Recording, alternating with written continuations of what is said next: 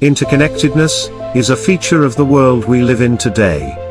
You can drop a text sitting somewhere in Northern Ireland to your friends on the Australian coastline. With your passport in hand, you can travel anywhere within days and explore. It seems ordinary, but such freedom wasn't available a few centuries ago. Overseas and cross-cultural communication was non-existent, with people from different empires barely seeing each other's faces throughout their lives. The question of trade didn't even arise until the revolutionary Silk Route upset the apple cart and changed the world forever. The trade route comprised a network of roads that connected the Middle East and Europe with Asia's eastern countries.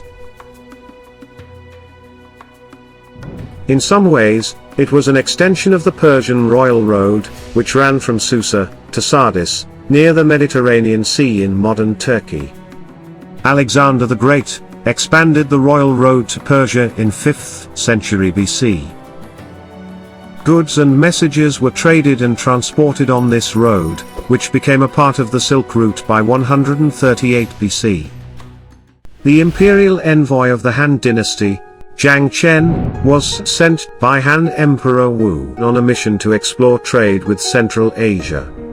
On his return, Chen reported about the cultures, people, and the land to the west, and demonstrated the possibility for safe travel far to the region.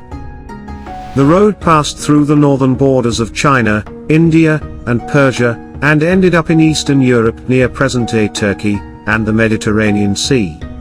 Since silk from China was one of the major export items traveling through the route, German geographer Ferdinand von Richthofen coined the name Silk Route in 1877. Chinese silk was highly prized by people living in Europe and West Asia.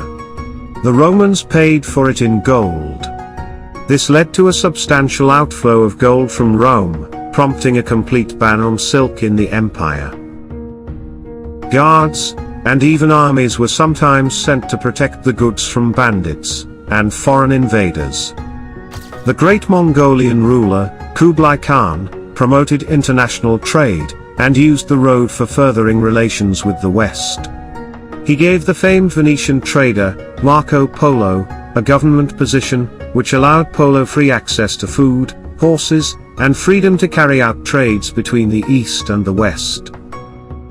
Alongside goods, cultural and ideological exchanges also took place, bringing new innovations, technologies, and faith into the East and West. Buddhism, for instance, entered China and Japan via the Silk Route, and is now the dominant religion in both the countries. Paper and gunpowder were similarly traded between China and the West, and both items are now part of Western culture. Currently, new and more advanced transportation methods has accelerated the downfall of Silk Route by making long land routes expensive and useless.